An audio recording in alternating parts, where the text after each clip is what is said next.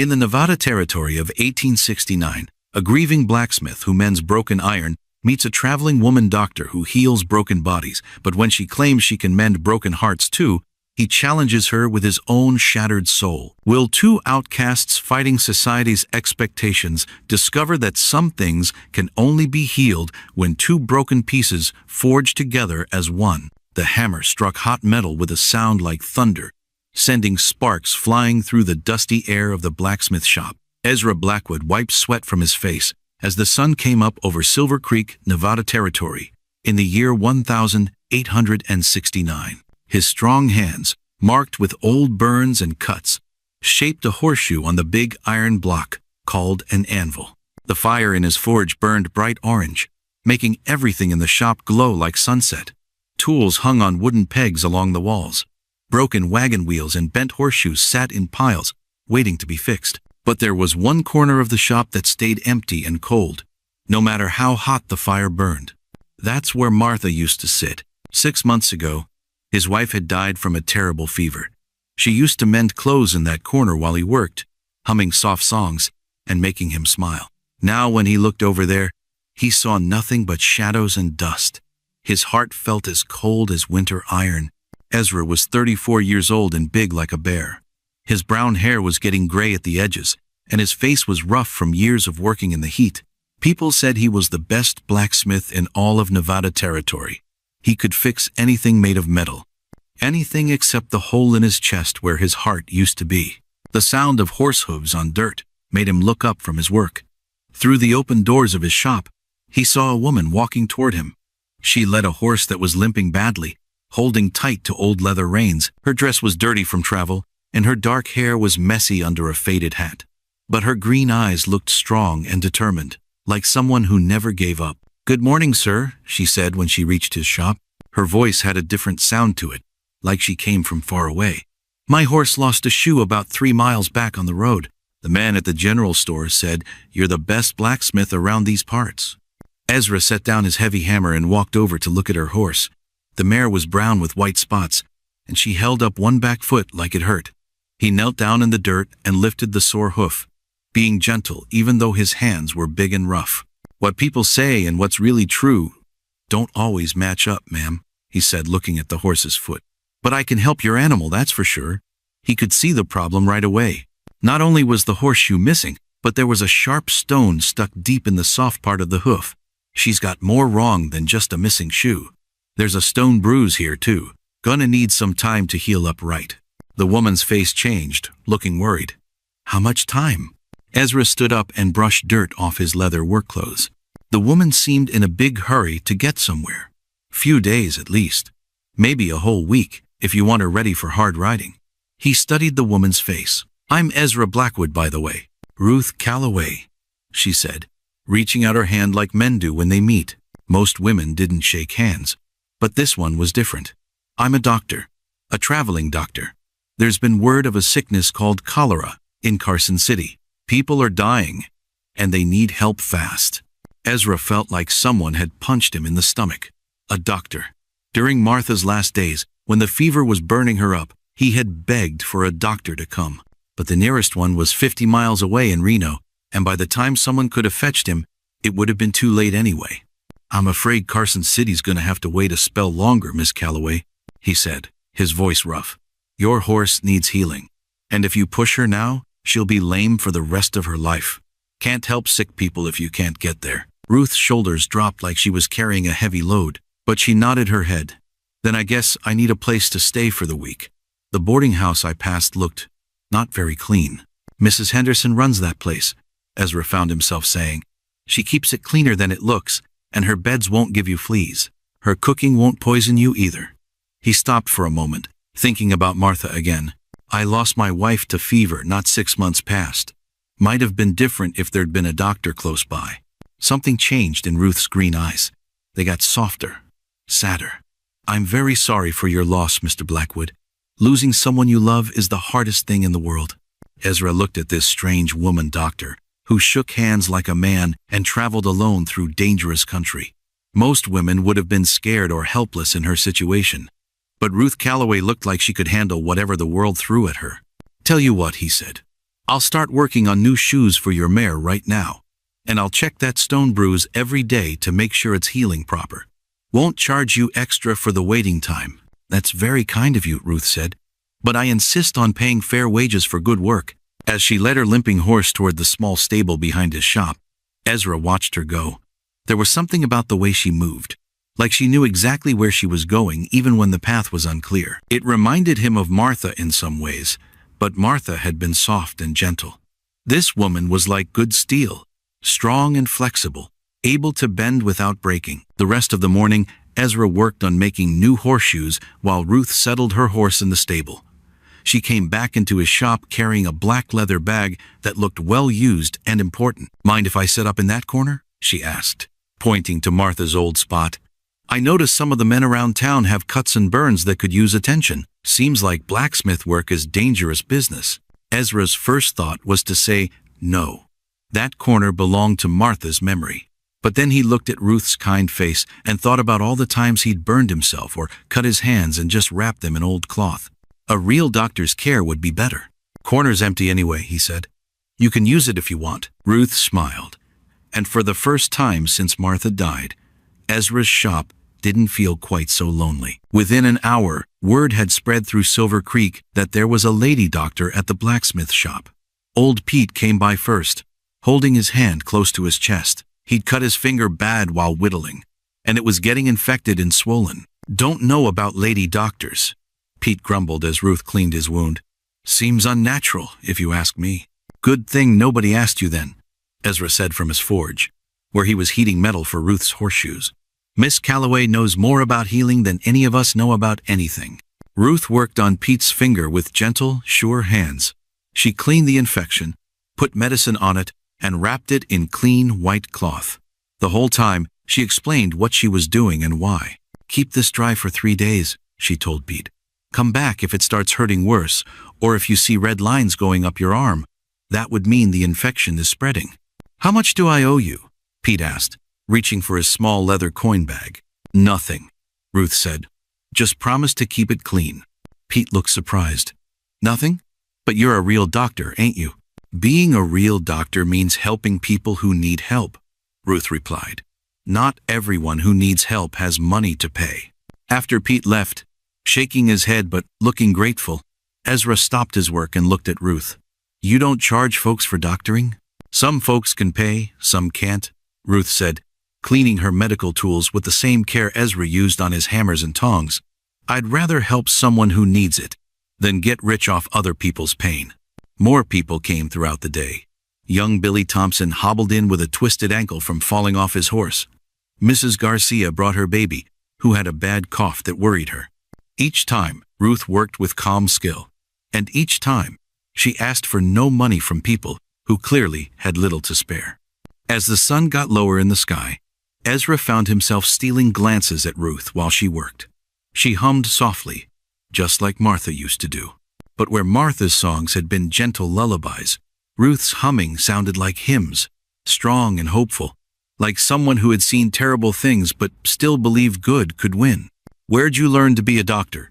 He asked during a quiet moment. Ruth looked up from organizing her medical supplies. San Francisco first. Found a doctor there who believed women could learn medicine just as well as men. Then I went to Chicago during the war between the states. Learned surgery in army hospitals, where they needed every pair of hands they could get. Must have been hard seeing all that suffering. It was, Ruth agreed. But it taught me that healing isn't just about fancy schools or expensive medicines. It's about caring enough to try, even when things look hopeless.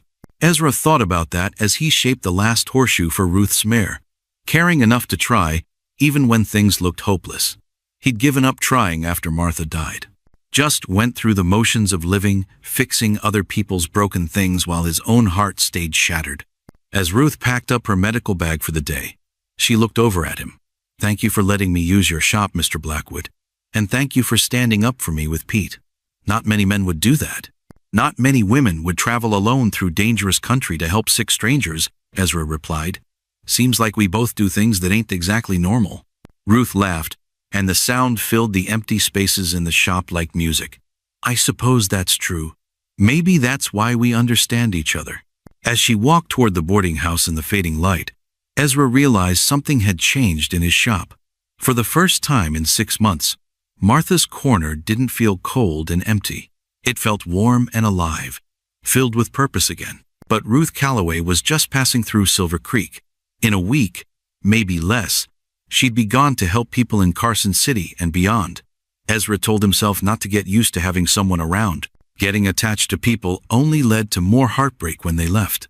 Still, as he banked the coals in his forge for the night, he found himself looking forward to tomorrow morning. For the first time since Martha died, he had a reason to besides just going through the motions of staying alive. The rooster's crow split the morning air like an axe through wood, but Ezra was already awake. He'd been lying in bed thinking about green eyes and gentle hands, wondering why a woman doctor would choose such a hard, lonely life. He dressed quickly and walked to his shop, expecting to find it empty and quiet like always. Instead, he found Ruth already there, kneeling beside a man who was groaning and holding his arm. "What happened?" Ezra asked, hurrying over. "Jake Morrison fell off his roof trying to fix loose boards," Ruth explained without looking up. Her hands moved carefully along the injured man's arm, feeling for broken bones. "I think his arm is broken in 2 places." Jake was a carpenter who lived on the edge of town with his wife and 3 small children. He was young, maybe 25, with blonde hair and usually a big smile. Right now, his face was white with pain, and sweat dripped down his cheeks. "Can't be broken," Jake gasped. "I got work to finish. My family needs the money from that roof job." "Your family needs you healthy more than they need you working with a broken arm," Ruth said firmly. "Mr. Blackwood, I'm going to need some straight pieces of wood for splints, and something to tie them with." Ezra found some thin boards and strips of leather. He watched Ruth work, amazed at how sure and steady her hands were. She lined up Jake's broken bones, then tied the splints tight to keep everything in place. "This will hurt for a few weeks," she told Jake. "But if you keep it still and let it heal right, you'll be able to use it good as new. If you try to work too soon, you might never be able to use that arm properly again." "But the Hendersons are expecting their roof done by next week," Jake protested. "If I don't finish, they'll find someone else, and word will get around that I don't keep my promises." Ezra looked at the young man's worried face and made a decision that surprised even himself. "I'll help you finish the Henderson roof," he said. "I know enough about carpentry to do what needs doing. We'll tell folks you're supervising the work while your arm heals." Both Ruth and Jake stared at him. Ruth looked pleased but surprised. Jake looked like he might cry from relief. "You'd do that for me?" Jake asked. "But you barely know me." "No, you're a good man trying to take care of his family," Ezra replied. "That's enough." After they helped Jake home and explained everything to his worried wife, Ruth and Ezra walked back toward the shop. The morning sun was getting stronger, promising another hot day. "That was a kind thing you did," Ruth said, offering to help with his work. Ezra shrugged, feeling uncomfortable with praise. "Man's got little ones to feed. Besides, I used to help my pa with carpentry before he died. Still remember most of it." "You lost your father young?" 12 years old, Ezra said. "Had to learn blacksmithing fast or starve. Old Jeremiah Miller took me on as his helper, taught me everything I know about metalwork." They walked in comfortable silence for a while. Then Ruth asked, "What was your father like?" No one had asked Ezra about his father in years. Most people in Silver Creek knew he was an orphan, but they never asked for details. He was a good man, worked hard, laughed loud, always had time to help neighbors when they needed it. Kind of like Jake, I guess. "Is that why you offered to help? Because Jake reminds you of your father?" Ezra thought about that. Maybe. Or maybe because you reminded me that some things are more important than just taking care of yourself. They reached the shop, and Ruth began setting up her medical corner again. More people would probably come today. Word was spreading fast that there was a real doctor in town who didn't charge poor folks for treatment. "Ruth?" Ezra said, then stopped.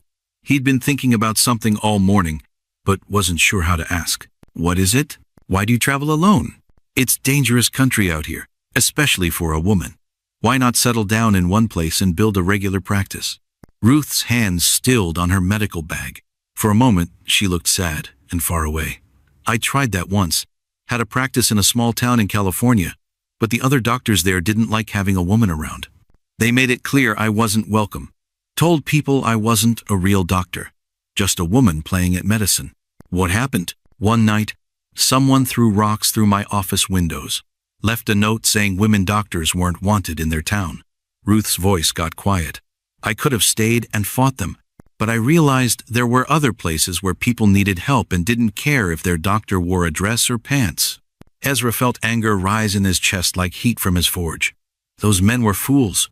Anyone can see you know what you're doing. Thank you, Ruth said softly. But it taught me something important. I don't need anyone's permission to help people. I just need to find the people who need help. The shop door opened, and Mrs. Patterson came in carrying her youngest son. The little boy, maybe 4 years old, was crying and holding his hand against his chest.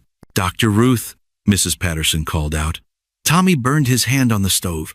I put it in cold water like my mama always said, but it still hurts him something fierce. Ruth was moving before Mrs. Patterson finished talking. She gently took Tommy's small hand and looked at the red, blistered skin on his palm.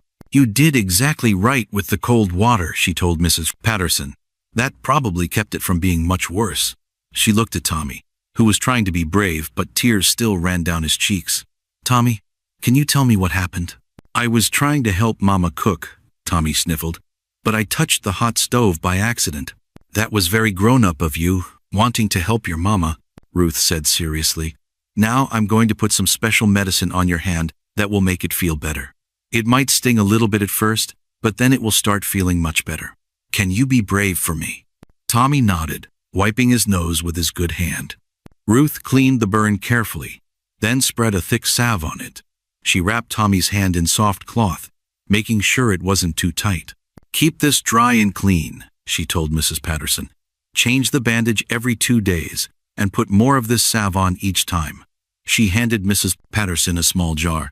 If it starts looking worse instead of better, or if Tommy gets a fever, bring him back right away. How much do I owe you? Mrs. Patterson asked, reaching into her small purse.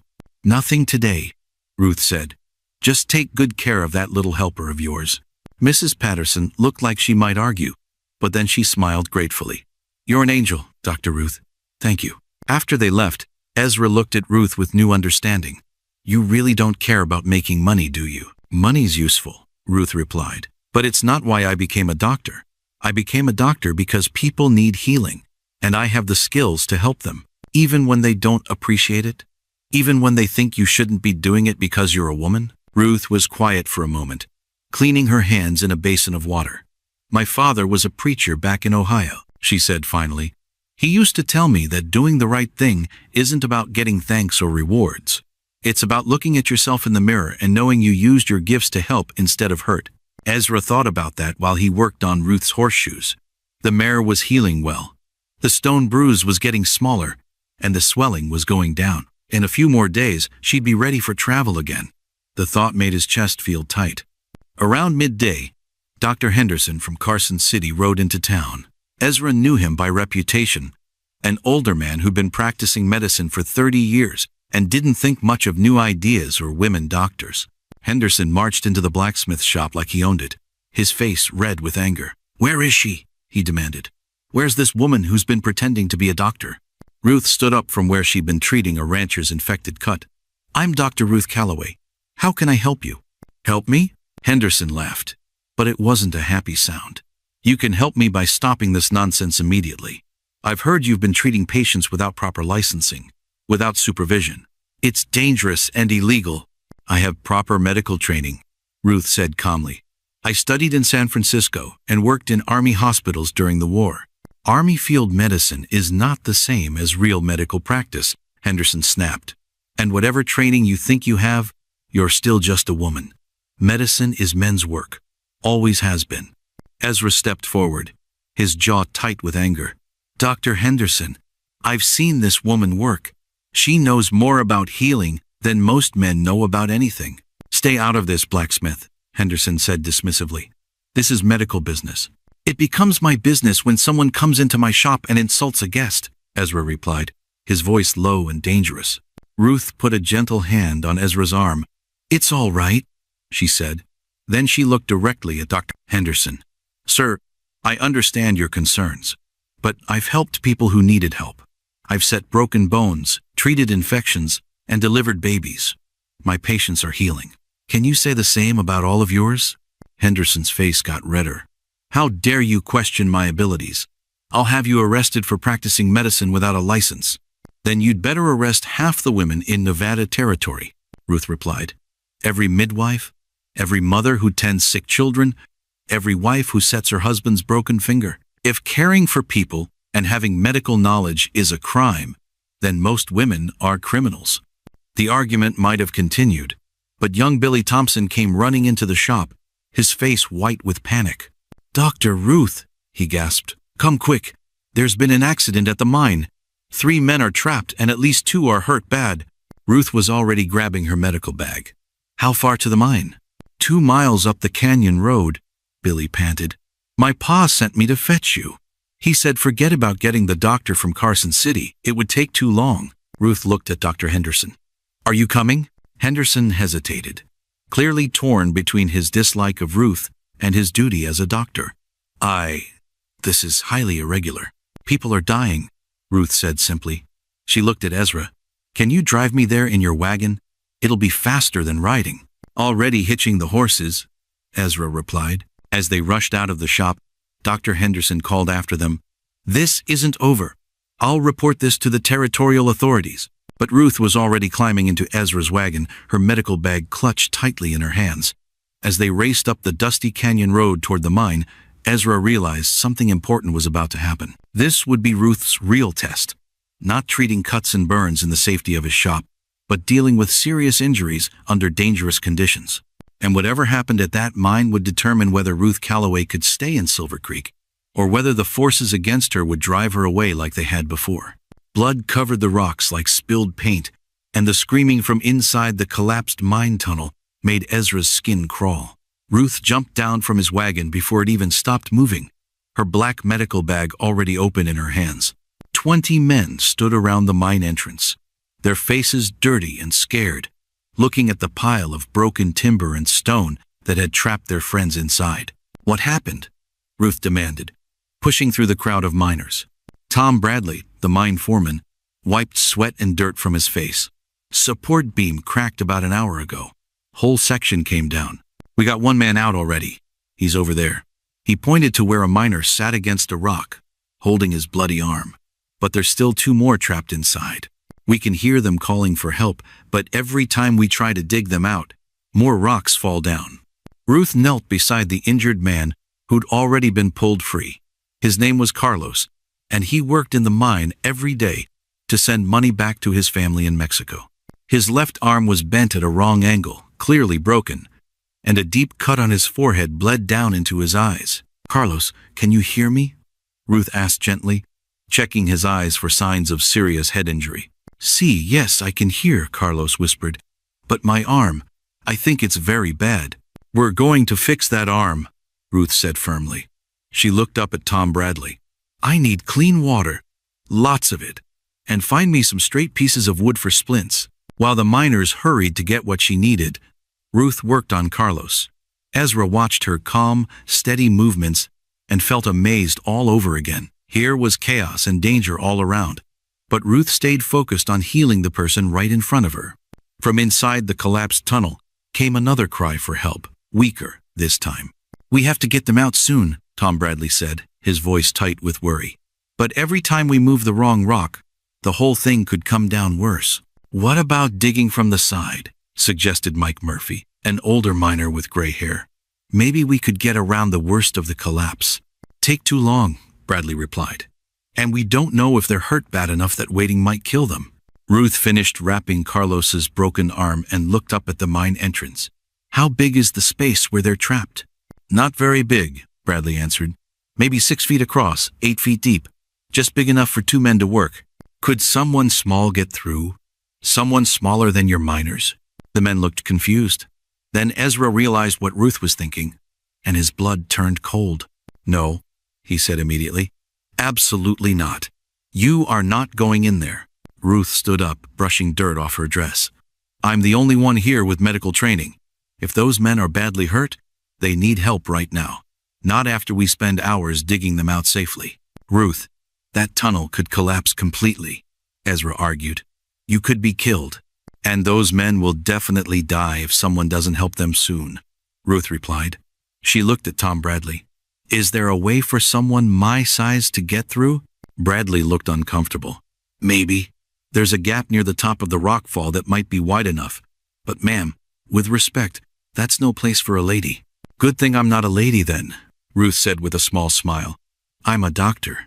Before anyone could stop her, Ruth grabbed her medical bag and started climbing toward the gap in the rocks. Ezra caught her arm. Please don't do this, he said quietly. I can't lose someone else. Ruth's green eyes went soft. I know you're scared, but this is what I do, Ezra. This is who I am. I can't stand by and let people die when I might be able to help them. What if you died trying? Then at least I died doing something that mattered. She touched his cheek gently. But I don't plan on dying today. Ruth squeezed through the gap in the rocks, disappearing into the dark tunnel. For a moment, everything was quiet except for the sound of small stones falling. Then they heard her voice, muffled but clear. I'm through, I can see them. The next few minutes felt like hours. They could hear Ruth talking to the trapped miners, her voice calm and professional even in that dangerous place. She called out medical information. One man had a broken leg. The other was unconscious with a head wound. I need bandages and my extra medicine bag, Ruth called. Can someone pass them through? Ezra grabbed the supplies and climbed up to the gap. He had to lie flat on his belly to push the bag through the small opening. When his hand touched Ruth's inside the tunnel, he held on for just a moment longer than necessary. Be careful, he whispered. Always am, she whispered back. More time passed. The sun got higher and hotter. Some of the miners sat down in whatever shade they could find, while others kept trying to dig a safer way into the tunnel. Ezra paced back and forth like a caged animal, listening to every sound from inside the collapsed mine. Finally, Ruth's voice came again. The unconscious one is waking up. I think his head injury isn't as bad as it looked, but the other man's leg is broken in 3 places. I can splint it, but he's going to need help getting out of here. Can you both fit through that gap? Tom Bradley called. Not with his broken leg. We need to make the opening bigger, but carefully.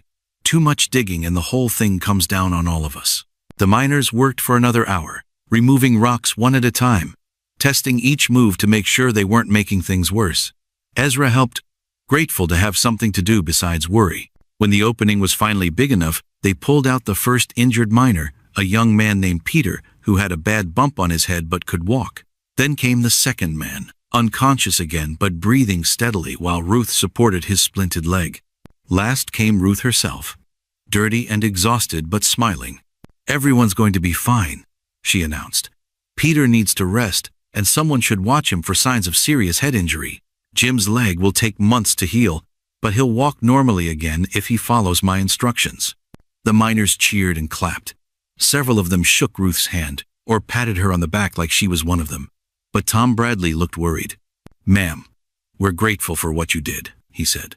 But Dr. Henderson is going to hear about this. He won't like that you went into that mine. Let me worry about Dr. Henderson, Ruth replied. Right now, let's focus on getting these injured men somewhere comfortable where I can keep an eye on them. They loaded the injured miners into Ezra's wagon and headed back to town. Along the way, Ruth sat close to Ezra on the driver's seat, and he could feel her trembling slightly from exhaustion and leftover fear. That was the bravest thing I've ever seen, he said quietly. It was the only thing to do, Ruth replied. Those men have families who need them, children who wait for their fathers to come home from work every day. Most people would have waited for someone else to figure out a safer way. Ruth was quiet for a moment, watching the desert landscape roll by. When I was little, maybe 8 years old, I fell through the ice on a pond near our house. The water was so cold I couldn't move, couldn't call for help. I was drowning. Ezra listened, steering his horses carefully around rocks in the road. My older brother saw me fall through. He could have run for help, but by the time adults came, I would have been dead. So he crawled out on that thin ice himself and pulled me to safety, nearly drowned doing it. Ruth smiled at the memory. That night, he told me something I've never forgotten. He said, sometimes being brave isn't about not being scared. It's about doing what needs doing, even when you are scared. Smart brother. He was. He died in the war 3 years later. But what he taught me that day has guided my whole life. They rode in comfortable silence for a while. Then Ruth said, Ezra, I need to tell you something. Yesterday I got a telegram. There's been another outbreak of cholera, this time in Virginia City. It's worse than Carson City. They're asking for any doctor who can come help. Ezra's hands tightened on the reins. He'd been dreading this moment since the day Ruth arrived. Your horse is nearly healed. She could probably make the trip. Yes, she could. Ruth turned to look at him. But I don't want to go. Ezra's heart jumped. What do you mean? I mean, for the first time in years, I've found a place where I feel like I belong. Where people accept me for who I am and what I can do. Where I've met someone who... She stopped, her cheeks turning pink. Someone who what? Someone who makes me want to stay in one place for a while. They were almost back to Silver Creek now. Ezra could see the buildings coming into view, including his blacksmith shop where this whole adventure had started just a few days ago. Ruth, I need to tell you something too, he said. I haven't felt anything but sadness and loneliness since Martha died. Didn't think I ever would again. But these past few days with you, I feel like maybe there's hope for happiness again. Ruth reached over and took his hand. So what do we do about Virginia City? Before Ezra could answer, they saw a crowd gathered in front of his shop. Dr. Henderson was there, along with Sheriff Williams and several other important men from town. They all looked angry and determined. Looks like Dr. Henderson kept his promise about reporting you to the authorities, Ezra said grimly. Ruth straightened her shoulders and lifted her chin. Then I guess we're about to find out how much this town really values what I've been doing here. As they pulled up in front of the shop, Ezra realized that everything was about to change. One way or another, this confrontation would decide Ruth's future in Silver Creek, and maybe his future too. Sheriff Williams stepped forward before Ezra even finished stopping his wagon, his hand resting on the gun at his side like he expected trouble. The crowd behind him included Dr. Henderson, Mayor Thompson, and several other men who made important decisions in Silver Creek. Their faces looked stern and disapproving, like parents about to scold a naughty child. Miss Calloway, the sheriff said formally, I need to speak with you about some serious complaints that have been filed. Ruth climbed down from the wagon with calm dignity, though Ezra could see her hands shaking slightly. Of course, Sheriff Williams. But first, could you help me get these injured miners somewhere comfortable? They need medical attention. That's exactly the problem, Dr. Henderson interrupted, stepping forward with his chest puffed out importantly. You have no legal right to provide medical attention to anyone. You're practicing medicine without proper licensing. I have medical training, Ruth replied evenly. I studied in San Francisco and worked in Army hospitals. Army field work is not the same as civilian practice, Henderson snapped. And even if it were, women are not permitted to practice medicine independently in Nevada territory. Mayor Thompson, a thin man with a carefully waxed mustache, cleared his throat. Miss Calloway, while we appreciate your intentions, the fact remains that you've been treating patients without proper authorization. This creates legal problems for our community. Ezra helped the injured miners down from his wagon, his anger growing with every word. Legal problems? These men would have died without her help. That's not the point, Mayor Thompson continued. We have established procedures, established practitioners. We can't have people just showing up and doing whatever they please. Even when what they please is saving lives? Ezra asked. Sheriff Williams held up his hand. Now, Ezra, I know you mean well, but this is a legal matter. Miss Calloway has been practicing medicine without a license. That's against territorial law. Ruth looked around at the faces surrounding her. Most looked stern and unfriendly. But Ezra noticed that some of the regular townspeople, the ones Ruth had treated, looked worried and upset. Mrs. Patterson stood at the edge of the crowd, holding little Tommy, whose burned hand Ruth had treated. Several of the miners from today's accident had followed them back to town and now stood watching the confrontation. Sheriff, Ruth said quietly, may I ask who filed these complaints? Dr. Henderson, of course, the sheriff replied. As the established medical practitioner in this region, he has every right to report illegal medical practice. And what exactly am I accused of doing illegally? Dr. Henderson pulled out a piece of paper and began reading in a loud, official voice. Setting broken bones without proper training, treating infections without medical supervision, dispensing medicines without a pharmacist's license, performing surgery without proper credentials. Surgery? Ruth looked puzzled. I haven't performed any surgery. You treated that miner's broken arm today, Henderson accused. That's medical treatment that should have been done by a licensed physician. I put splints on a broken bone, Ruth said. The same thing any mother would do for her child's broken finger. It's not the same thing at all. Henderson's voice rose angrily. You're misleading people into thinking you're a real doctor. I am a real doctor, Ruth replied firmly. Just because some laws haven't caught up with reality doesn't change my training or my ability to help people. The argument might have continued, but Mrs. Patterson suddenly pushed forward through the crowd.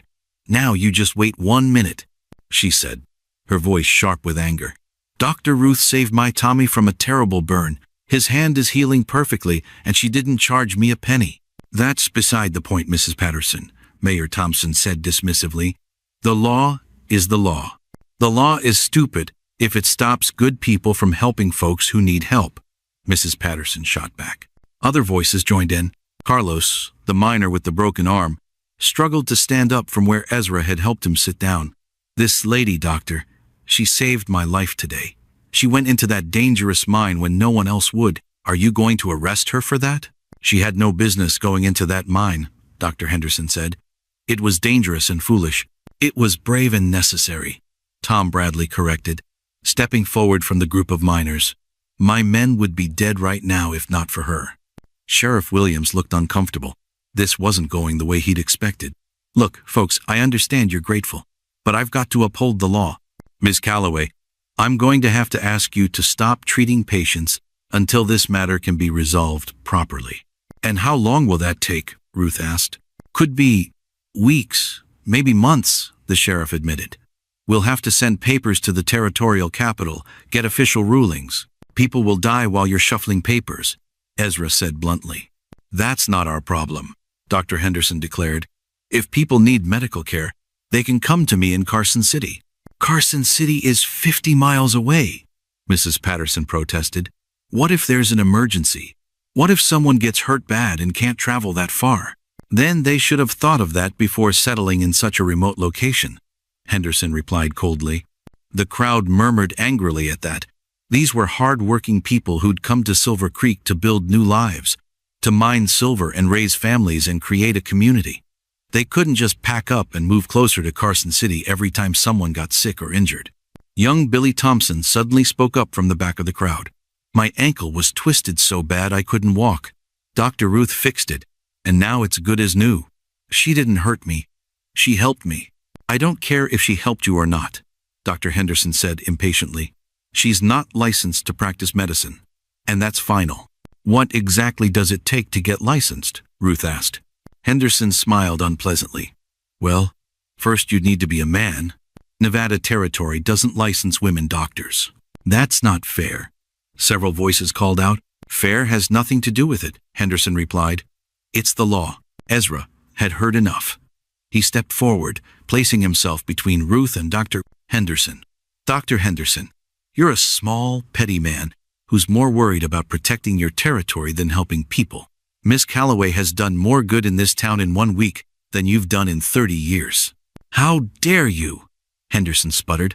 I'll have you arrested for interfering with legal proceedings. On what charge? Ezra asked. Standing up for someone who actually cares about people? Sheriff Williams stepped between them. That's enough. Both of you.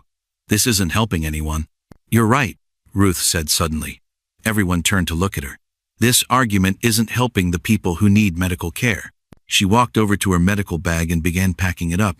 Sheriff Williams, I'll comply with your request. I won't treat any more patients until this legal matter is resolved. Ruth, no, Ezra protested. Don't let them bully you. I'm not being bullied, Ruth replied calmly. I'm being practical. She looked directly at Dr. Henderson. But I have one question, doctor. If there's a medical emergency while we're waiting for the territorial authorities to make their decision, will you guarantee to be available immediately? Henderson looked uncomfortable. I have a practice in Carson City. I can't abandon my patients there to sit around here waiting for emergencies that might never happen. So you're saying that for the next several weeks or months, the people of Silver Creek will have no medical care at all? They'll have to make do, just like they did before you arrived. Ruth nodded thoughtfully. I see. And if someone dies during that time? If a child gets sick, or there's another mining accident, or a woman goes into difficult labor, you're comfortable with that responsibility?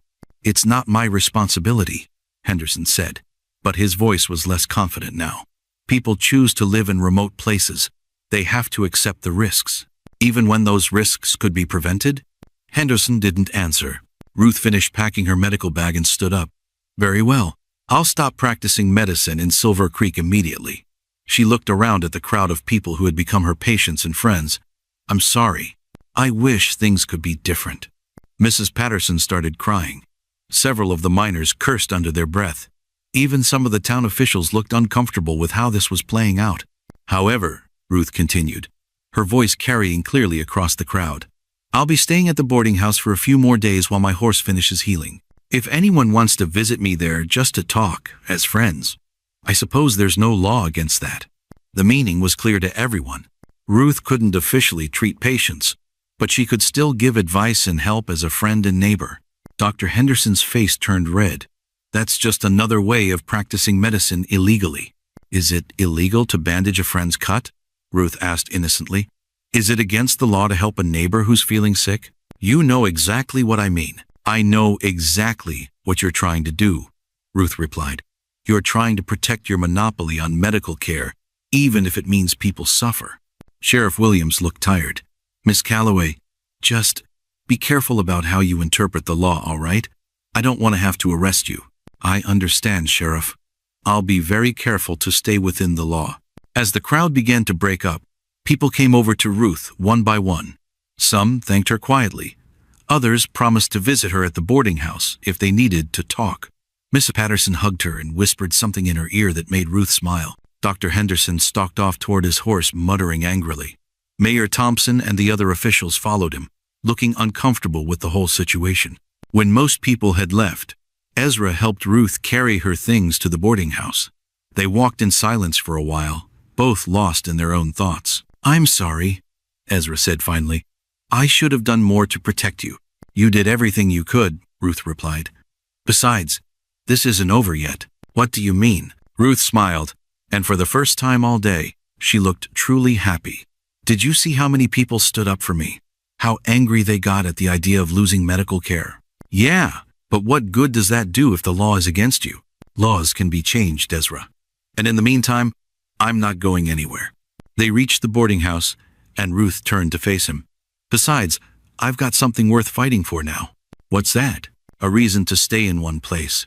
A community that needs me.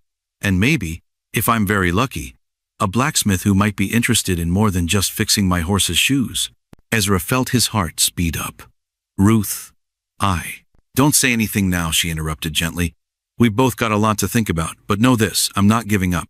Not on being a doctor, not on this town, and not on other possibilities. As she walked into the boarding house, Ezra realized that the fight for Ruth's right to practice medicine was just beginning. But for the first time since Martha died, he had something worth fighting for too. And he wasn't going to let anyone take it away without a battle. The scream that split the night air sent ice through Ezra's veins as he bolted upright in bed. Outside his small house behind the blacksmith shop, chaos erupted in the darkness. Horses neighing in terror, men shouting, and underneath it all, a woman's voice crying for help.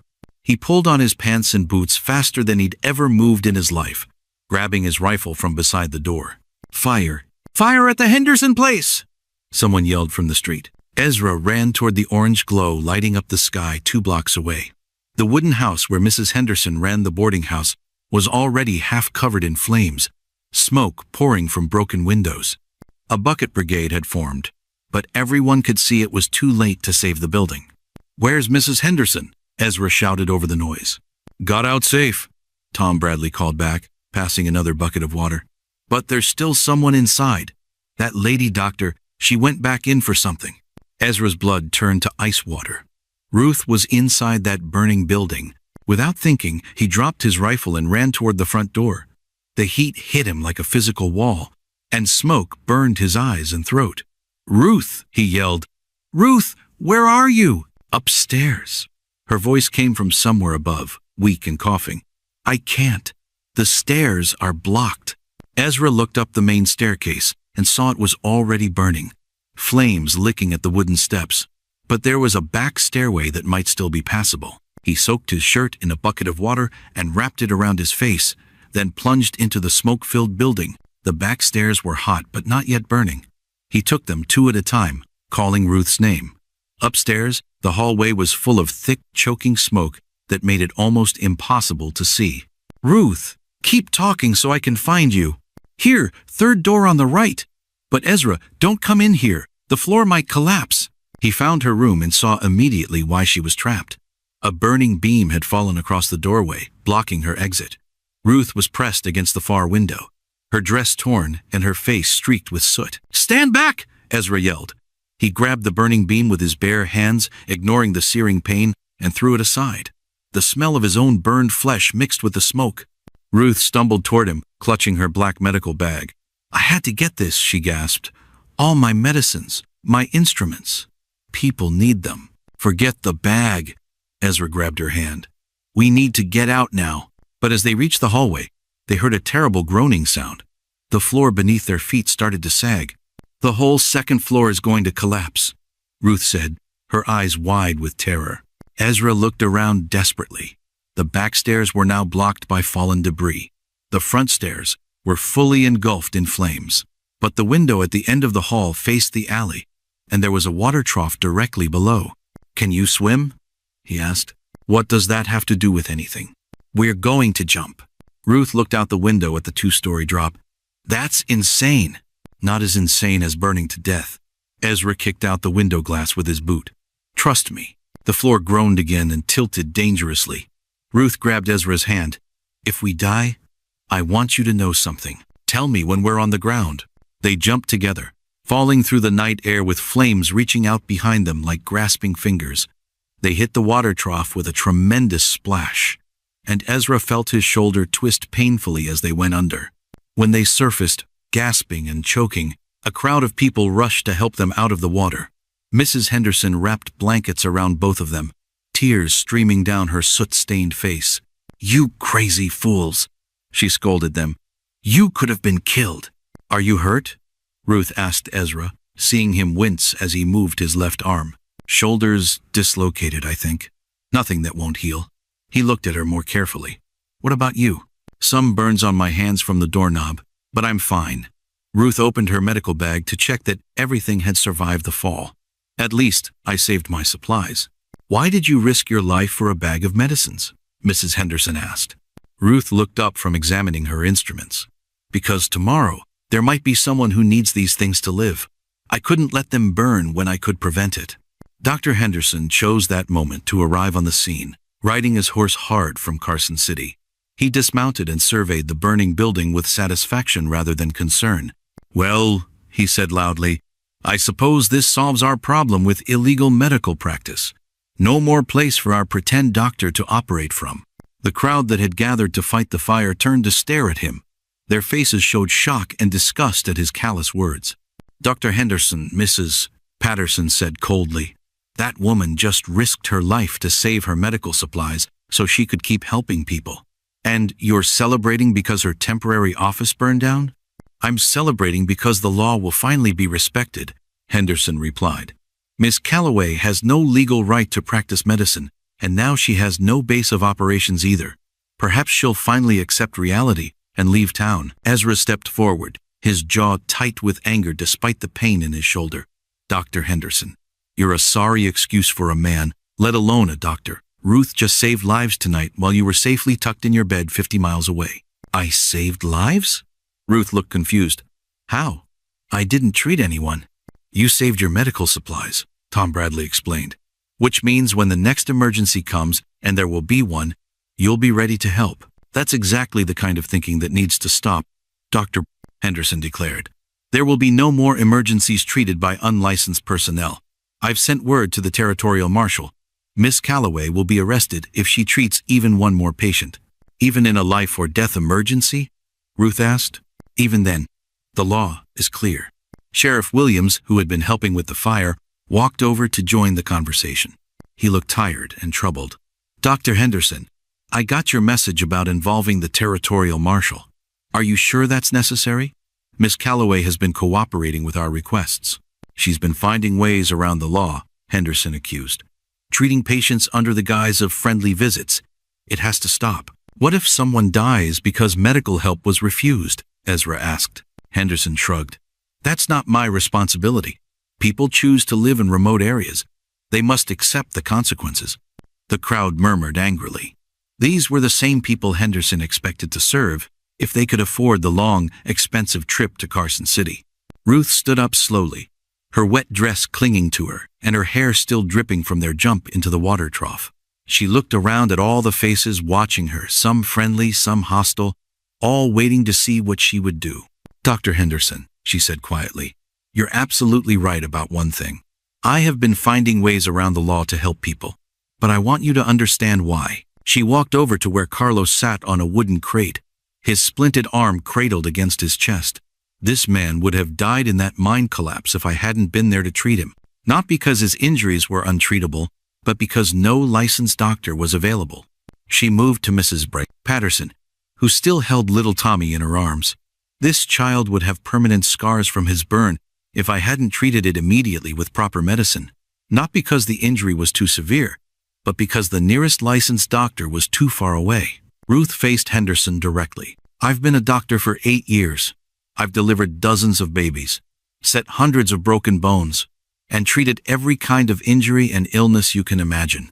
I know what I'm doing, and I'm good at it. The only difference between us is that you have a piece of paper from the territorial government, and I don't. That piece of paper represents years of proper training and legal authority, Henderson replied. Without it, you're just a woman playing at medicine. Then test me, Ruth said suddenly. Everyone fell silent. Even the crackling of the dying fire seemed to quiet down. What did you say? Henderson asked. I said test me. Right here, right now, in front of all these witnesses. Ask me any medical question you want. Test my knowledge, my diagnostic skills, my surgical techniques. If I can't prove that I know as much about medicine as you do, I'll leave Silver Creek tonight and never practice medicine again anywhere in Nevada Territory. Henderson looked uncertain for the first time that evening. That's highly irregular. So is denying medical care to people who need it, Ruth replied. But I'm willing to put my reputation on the line. Are you? Ezra realized what Ruth was doing. She was forcing Henderson to either admit publicly that she was qualified, or reveal that he was afraid to test her knowledge against his own. This is ridiculous, Henderson sputtered. I don't have to prove anything to anyone. No, you don't, Ruth agreed, but I do, and I'm willing to do it. Sheriff Williams stepped forward. Dr. Henderson, seems like a fair proposal to me. If Miss Calloway can prove she knows medicine as well as you do, maybe we could work out some kind of arrangement. There is no arrangement, Henderson snapped. The law is the law. Laws can be interpreted, the sheriff replied, and they can be changed if circumstances warrant it. Henderson looked around at the crowd of people, all watching him expectantly. He was trapped, and everyone knew it. If he refused Ruth's challenge, he would look like a coward. If he accepted and she proved to be as knowledgeable as he claimed to be, his argument about unqualified women would fall apart. Fine, he said finally. But when I prove that this woman knows nothing about real medicine, I want everyone here to witness that she has no business treating sick people. Ruth nodded calmly. Agreed. And when I prove that I do know medicine, I want you to support my application for a medical license. That's impossible. Nevada Territory doesn't license women. Then maybe it's time that changed, Ruth replied. As the crowd gathered closer to witness this unprecedented medical showdown, Ezra felt a mixture of pride and terror. Ruth was risking everything on her knowledge and skills. If she failed, she would lose any chance of practicing medicine in Silver Creek or anywhere else in the territory. But if she succeeded, she might change not just her own future, but the future of women doctors everywhere. The burned-out boarding house cast flickering shadows over the assembled crowd as two doctors prepared to face off in a contest that would determine Ruth's fate, and possibly the fate of everyone in Silver Creek who might someday need medical care. We'll start with something simple, Dr. Henderson announced, pulling a small leather notebook from his coat pocket as dawn light began to creep across the smoky sky. The crowd had moved to the town square, where oil lamps provided enough light for everyone to see clearly. Ruth stood calmly in the center, her medical bag at her feet, while Henderson paced around her like a predator circling prey. "Tell me the symptoms of appendicitis," Henderson commanded, his voice loud and confident. Ruth didn't hesitate. Sharp pain beginning around the navel and moving to the lower right abdomen, nausea and vomiting, low fever that increases over time, tenderness when pressure is applied to McBurney's point, approximately 1/3 the distance from the right hip bone to the navel. Henderson frowned slightly. He'd clearly expected her to stumble on the first question. Anyone could memorize symptoms from a medical book. Let's try something more challenging. A patient comes to you with chest pain. How do you determine if it's a heart attack or something less serious? "First, I assess the quality and location of the pain," Ruth replied steadily. "Heart attack pain is typically crushing or squeezing, often described as feeling like an elephant sitting on the chest. It may radiate to the left arm, jaw, or back. I check for accompanying symptoms: shortness of breath, nausea, sweating, sense of impending doom." She continued without pausing. "I examine skin color and temperature, check pulse quality and rhythm, listen to heart sounds for irregularities. If available, I administer nitroglycerin. If it relieves the pain, that suggests heart involvement. Most importantly, I consider the patient's age, medical history, and risk factors like diabetes or previous heart problems." Several people in the crowd nodded appreciatively. Even some who had been skeptical of Ruth's abilities looked impressed. Henderson's confidence wavered, but he pressed on. "Surgery. You claim to have surgical experience. Describe the proper procedure for removing a bullet from a patient's abdomen." This was dangerous territory. Surgery was considered the most exclusively male domain of medicine. If Ruth failed here, her credibility would be destroyed. "First, I ensure the patient is properly anesthetized. Chloroform or ether if available, laudanum if not," Ruth began, her voice steady and professional. "I examine the entry wound to determine the bullet's likely path, taking into account the angle of entry and the patient's position when shot." She knelt and opened her medical bag, pulling out surgical instruments as she spoke. "I sterilize all instruments in boiling water and clean the surgical site with carbolic acid to prevent infection, a technique developed by Dr. Lister that many physicians still refuse to accept." Henderson snorted. "Lister's theories about invisible germs are nonsense. Everyone knows bad air causes infection." "Actually," Ruth said calmly, "Dr. Lister's antiseptic techniques have dramatically reduced surgical mortality rates in hospitals where they're properly implemented. I've seen the results firsthand." She continued her explanation, using her instruments to demonstrate proper surgical technique on an imaginary patient. "I make the incision following the bullet's probable path, using retractors to hold tissues apart while minimizing damage. I probe carefully. Bullets can be deflected by bones or organs, ending up far from where you'd expect." The crowd watched in fascination as Ruth's hands moved with practiced precision, explaining each step of the procedure. Even Ezra, who had seen her work before, was amazed by her knowledge and skill. "Once I locate the bullet, I remove it carefully to avoid causing additional damage," Ruth concluded. "Then I check for internal bleeding, repair any damaged organs or blood vessels, and close the incision in layers. Post-operative care includes monitoring for signs of infection and keeping the wound clean and dry." Henderson looked frustrated. Ruth had answered perfectly, demonstrating not just knowledge, but practical experience. "Anyone can describe procedures," he said dismissively. "Let's see how you handle a real patient." "I'm not allowed to treat patients, remember?" Ruth replied sweetly. "You made sure of that." "Then we'll use a volunteer," Henderson decided. He looked around the crowd. "Someone with a genuine medical condition that needs attention." Old Pete stepped forward, unwrapping the bandage on his infected finger. "My cut's gotten worse since you stopped the lady from treating it," he said to Henderson. "Been throbbing something fierce. And look here, red streaks going up my arm." Henderson examined Pete's finger dismissively. "Simple infection. Needs to be drained and cleaned. Any fool could handle it." "Then let Miss Calloway handle it," Sheriff Williams suggested. "If it's so simple, what harm could there be?" Henderson looked trapped again. "She's not licensed. This is a medical test, not treatment," Ruth pointed out. You wanted to see my practical skills. Reluctantly, Henderson agreed. Ruth immediately went to work, cleaning Pete's infected finger with gentle thoroughness.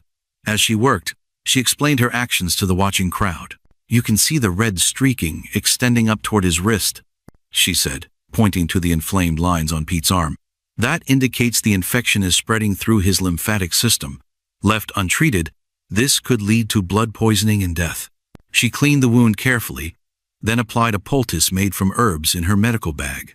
This combination of golden seal and echinacea will help fight the infection naturally while drawing out the poison.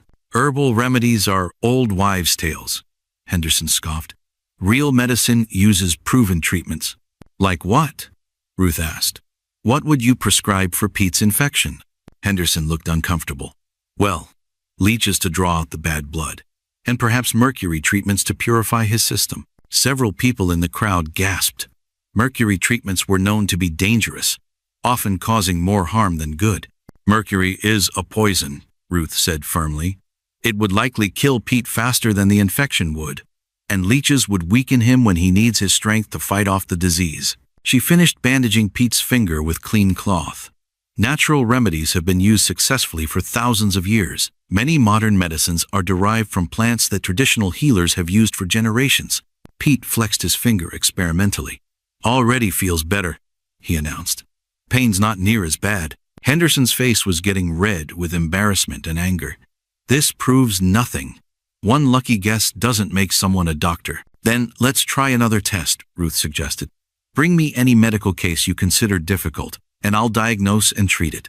Fine, Henderson snapped. He looked around the crowd and spotted Jake Morrison, the carpenter with the broken arm that Ruth had treated earlier. You, come here. Jake approached reluctantly, his arm still in the splint Ruth had applied. Remove that splint, Henderson ordered. I want to examine how this supposed doctor set your broken arm. Dr. Henderson, Jake protested. She told me not to remove it for at least 3 more weeks. I'm a real doctor, and I'm telling you to remove it now. Jake looked uncertainly at Ruth, who nodded sadly. It's all right, Jake. Let him examine it. Henderson cut away the splint with unnecessary roughness, causing Jake to wince in pain. He manipulated the healing arm, pressing and prodding without concern for Jake's discomfort. Henderson muttered, clearly disappointed. The bones appear to be properly aligned. Healing seems to be progressing normally. Of course it is, Ruth said quietly. I know how to set broken bones. Henderson replaced the splint carelessly, causing Jake to cry out in pain. Anyone can get lucky occasionally, he insisted. But the crowd had seen enough. Even people who had been skeptical of Ruth were now openly supportive. Henderson's rough treatment of Jake, combined with his dangerous suggestions about mercury and leeches, had turned public opinion against him.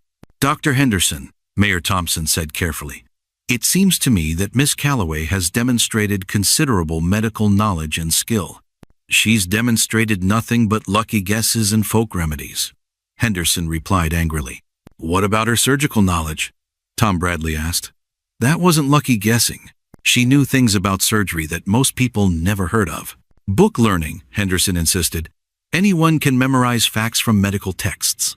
Then how do you explain her experience in army hospitals? Mrs. Patterson challenged. She didn't learn surgery from books. She learned it from saving soldiers' lives. Henderson was clearly losing control of the situation. The crowd that had been neutral or even hostile toward Ruth was now solidly on her side. His own behavior, arrogant, dismissive, and needlessly cruel to patients, had backfired completely. This whole test is meaningless, he declared. Nevada territorial law is clear. Women cannot be licensed to practice medicine. Maybe that law needs to be changed? Sheriff Williams said thoughtfully. If Miss Calloway knows as much about medicine as any licensed doctor, what sense does it make to prevent her from helping people? The law exists for good reasons, Henderson protested. What reasons? Ruth asked calmly. Other than the belief that women are somehow naturally inferior to men? Henderson's face turned purple with rage. Women are emotional, irrational creatures. They lack the mental capacity for serious medical study. They're too weak and delicate for the demands of medical practice. The women in the crowd bristled at his words. Mrs. Patterson stepped forward angrily. Weak and delicate? I've birthed 4 children, raised them through every childhood illness, and kept my family healthy for 20 years. Don't you dare call me weak." Other women voiced similar protests. Even some of the men looked uncomfortable with Henderson's extreme statements. Ruth waited for the noise to die down, then spoke quietly. "Dr. Henderson, I've demonstrated that I have extensive medical knowledge, practical surgical experience, and the ability to treat patients successfully. I've risked my life to save medical supplies that help people. I've gone into a dangerous mine to rescue injured men. I've treated everyone who came to me, regardless of their ability to pay." She paused, looking around at the faces surrounding her. "What more do I need to prove to earn the right to help people who need medical care?" Henderson had no answer. His face was still red with anger, but he seemed to realize that he'd lost this battle completely. "This isn't over," he said finally. "The territorial marshal will be here within the week. We'll see how much your local popularity matters when federal law gets involved." As he stalked away toward his horse, the crowd began to disperse. People came up to Ruth one by one, shaking her hand or patting her shoulder. Several offered their homes as temporary places for her to continue her medical work. Ezra waited until most people had left, then approached Ruth with concern.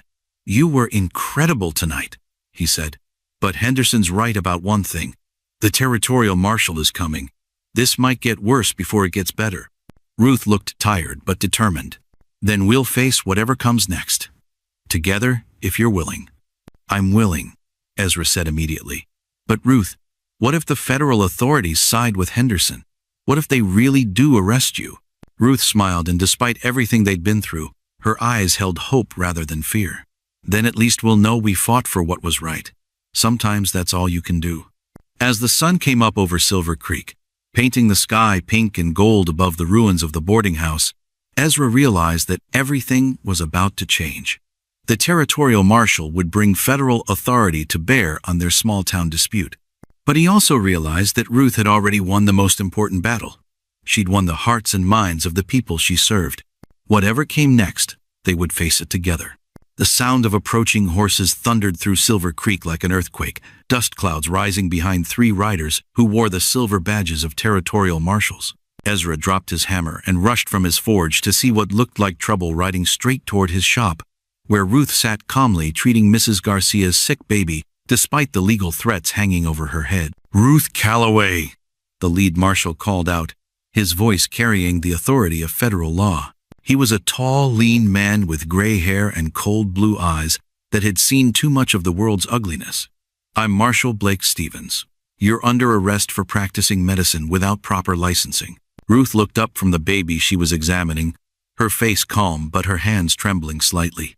"May I finish treating this child first? She has a dangerous fever that could turn deadly if left untreated." "You'll step away from that patient immediately," Marshal Stevens commanded, dismounting from his horse with practiced efficiency. "Any further medical treatment will be considered additional criminal activity." Mrs. Garcia, a young mother who spoke broken English mixed with Spanish, clutched her baby tighter. "Por favor, please. My Nina is very sick. The lady doctor, she knows how to help." "Ma'am, you'll need to take your child to a properly licensed physician," Stevens replied, though his voice softened slightly when he looked at the worried mother. "The nearest licensed doctor is 50 miles away in Carson City," Ezra said, stepping forward. "By the time they get there and back, this baby could be dead." "That's not my concern," Stevens replied. "My job is to enforce federal law, not make medical decisions." Ruth stood slowly, setting down her medical instruments with careful precision. "Marshal Stevens, I understand you're doing your job, but before you arrest me, could you answer one question?" Stevens looked suspicious. "What kind of question?" "If your own child was dying, and I was the only person available with the medical knowledge to save that child's life, would you still prevent me from helping?" The marshal's jaw tightened. "The law doesn't make exceptions for personal feelings, Miss Calloway. I'm not asking about the law. I'm asking about what's right." Before Stevens could answer, Dr. Henderson rode up with a satisfied smile on his face. "Marshal Stevens, thank you for coming so quickly.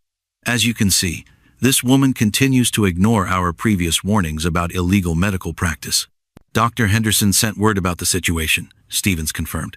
"Says you've been treating patients despite being ordered to stop."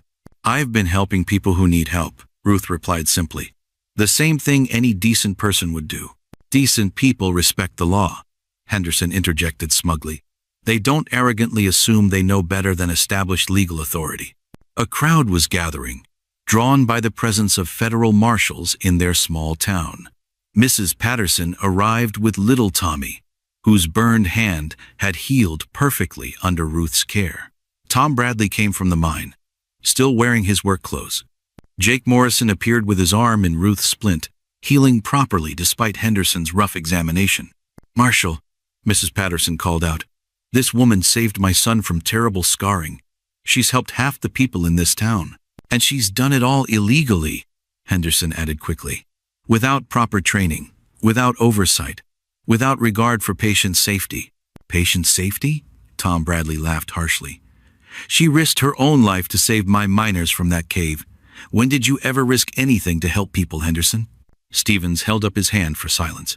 This isn't a debate about medical qualifications. This is about following territorial law. Miss Calloway, you're under arrest for practicing medicine without a license. You have the right to remain silent. Wait, Ruth said, reaching into her medical bag. I have something you need to see. Stevens tensed, his hand moving toward his gun. Step away from that bag, ma'am. It's just papers, Ruth said calmly. Documents that might change your understanding of this situation. She pulled out a folded piece of official-looking paper with ribbons and seals. This is my medical license from the state of California, issued 2 years ago after I passed their medical examination. Everyone stared at the document. Henderson's face went white as fresh snow. California recognizes women physicians, Ruth continued. I'm fully licensed to practice medicine under California law. But this is Nevada territory, Henderson protested weakly. California licenses aren't valid here. Actually, Marshal Stevens said, studying the document carefully, interstate medical reciprocity is a complicated legal issue. Territorial law isn't entirely clear on whether licenses from other states should be recognized. It's perfectly clear, Henderson insisted desperately. Nevada territory doesn't license women doctors. Therefore, women can't practice medicine here. But if she's already licensed in another state, Stevens mused, that suggests she has legitimate medical training and qualifications. Ruth reached into her bag again. I also have these letters of recommendation from Dr. William Morrison in San Francisco, Colonel James Mitchell, who commanded the military hospital where I served, and Dr. Elizabeth Blackwell from the Women's Medical College in New York. Stevens read through the letters, his expression growing more thoughtful. These are impressive credentials, Miss Calloway. Why didn't you present them earlier? Because I shouldn't need special permission to help people, Ruth replied. A drowning person doesn't ask to see their rescuer's swimming certificate. This is outrageous, Henderson exploded. She's been hiding these documents to make us look foolish. Dr. Henderson, Stevens said quietly, did you investigate Miss Calloway's background before filing your complaint? Henderson shifted uncomfortably. I assumed that any woman claiming to be a doctor was obviously unqualified. You assumed, Stevens repeated. Based on what evidence? Based on the fact that women aren't doctors, Henderson replied. Everyone knows that. Mrs. Patterson stepped forward angrily. Everyone except the woman who delivered my youngest son when the midwife couldn't come. Everyone except the woman who saved Tommy's hand from permanent scarring. Everyone except the woman who went into a burning building to save her medical supplies so she could keep helping people. Other voices joined in, telling stories of Ruth's medical interventions, her skill and dedication, her refusal to charge poor families for treatment. With each story, Henderson looked smaller and more desperate. None of that matters, he insisted. The law is the law. But which law? Stevens asked. Federal law recognizes medical licenses issued by state governments. If Miss Calloway is licensed in California, she may have legal standing to practice medicine anywhere in the United States. That's not how it works, Henderson stammered. Actually, Dr. Henderson, I'm not sure you're qualified to interpret federal law, Stevens replied dryly. That's why we have courts and judges. Ruth stepped forward. Marshal Stevens, I have a proposal. Instead of arresting me, why don't you send my credentials to the territorial capital for official review? If the authorities determine that my California license isn't valid in Nevada, I'll stop practicing medicine immediately. And if they determine it is valid? Stevens asked. Then Dr. Henderson owes this community an apology for trying to deny them medical care based on his personal prejudices. Henderson's face was now bright red with embarrassment and anger. This is all legal trickery. She's still just a woman playing at being a doctor. Dr. Henderson, Stevens said with growing irritation, I've read these credentials. Miss Calloway clearly has extensive medical training and experience. Your continued insistence that women can't be doctors is starting to sound less like legal concern and more like personal bias. It's not bias. It's biology, Henderson protested. Women's brains are smaller. They're too emotional for rational medical decisions. They lack the physical strength for surgery. The women in the crowd began murmuring angrily. Even some of the men looked uncomfortable with Henderson's extreme statements. Ruth remained calm. Dr. Henderson, would you like to test those theories? We could have another medical examination, this time with Marshal Stevens as an impartial observer. I don't need to prove anything to you, Henderson snapped.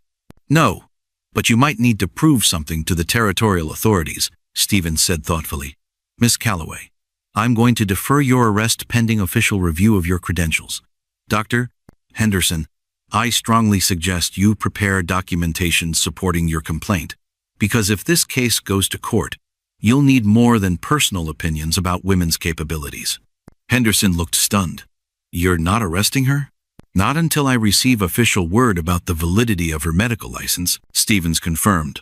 Miss Calloway, you may continue treating patients, but keep detailed records of all your medical activities. If this goes to trial, that documentation will be important. Thank you, Marshal, Ruth said gratefully. I'll maintain complete records. As the marshals prepared to leave, Stevens pulled Ruth aside for a private conversation. Miss Calloway, I want you to understand something. I have 2 daughters, and I hope they'll have opportunities to use their talents in whatever way they choose. But I also have to uphold the law, even when I personally disagree with it. I understand, Marshal. You're being fair, and I appreciate that. Dr. Henderson made some serious accusations about your qualifications. Are you confident that your credentials will stand up to official scrutiny? Ruth smiled.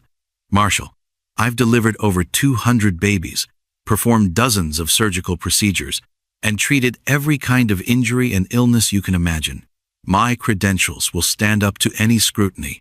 Stevens nodded approvingly. Then I suspect Dr. Henderson is about to learn an expensive lesson about making assumptions. After the marshals rode away, the crowd began to celebrate. Ruth was safe, at least temporarily, and there was hope that her medical license would be officially recognized. But Henderson wasn't finished. As people began to disperse, he approached Ruth with cold determination in his eyes. You think you've won? He said quietly.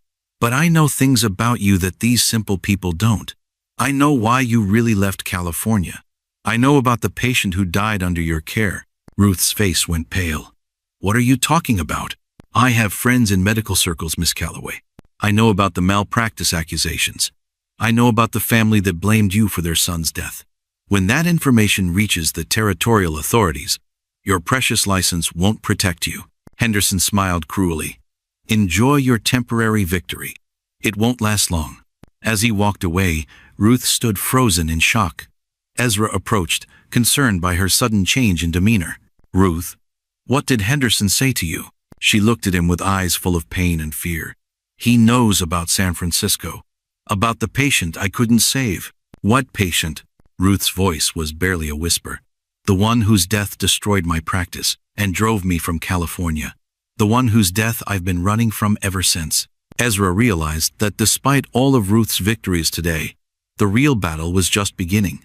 Henderson had found her weakness, her secret shame, and he was prepared to use it to destroy her completely. Tell me what happened in San Francisco, Ezra said gently, leading Ruth to a quiet spot behind his blacksmith shop, where they could talk without being overheard.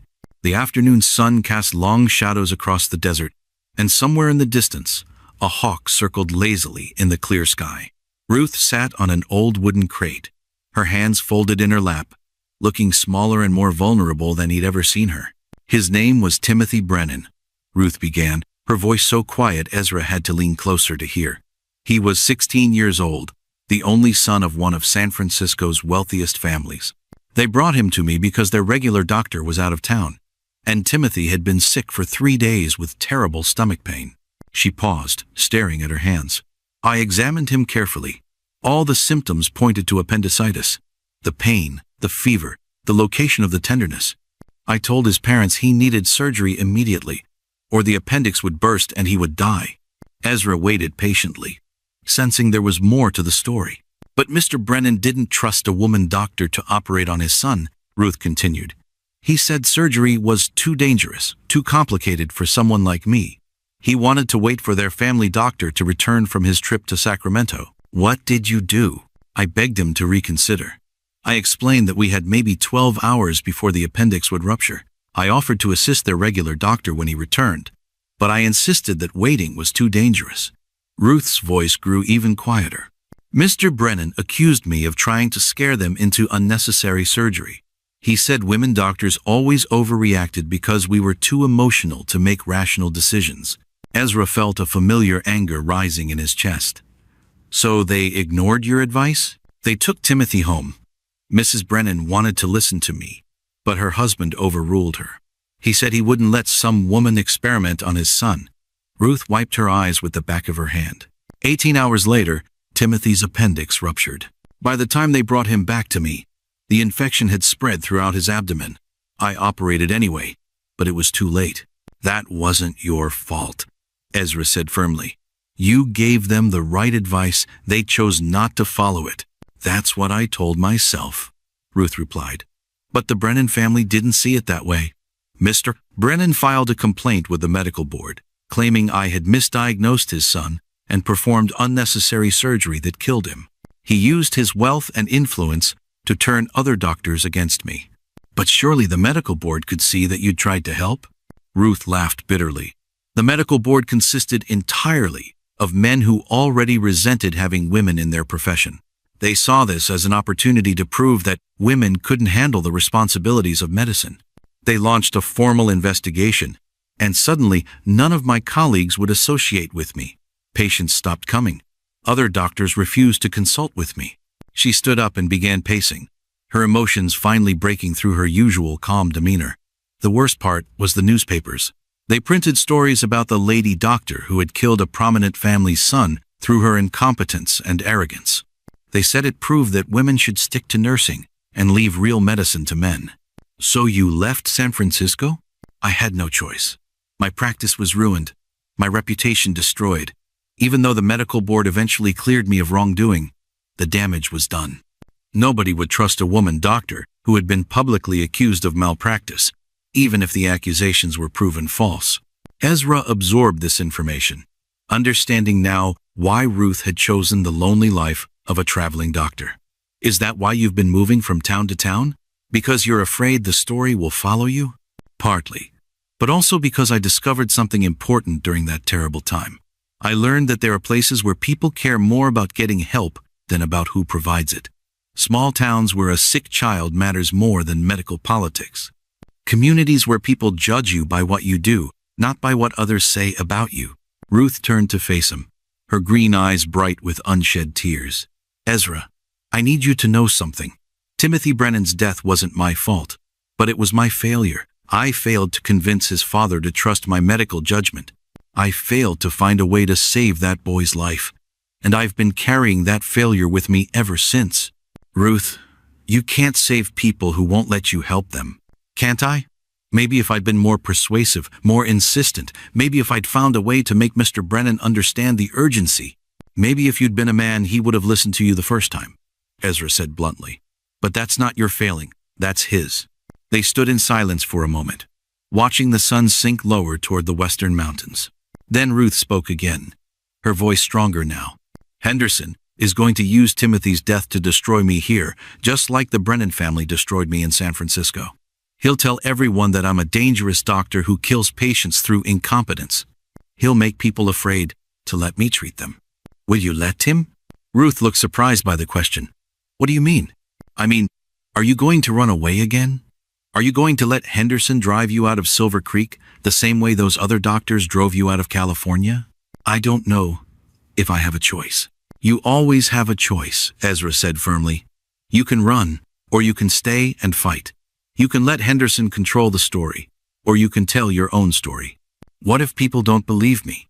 What if they decide I'm too dangerous to practice medicine?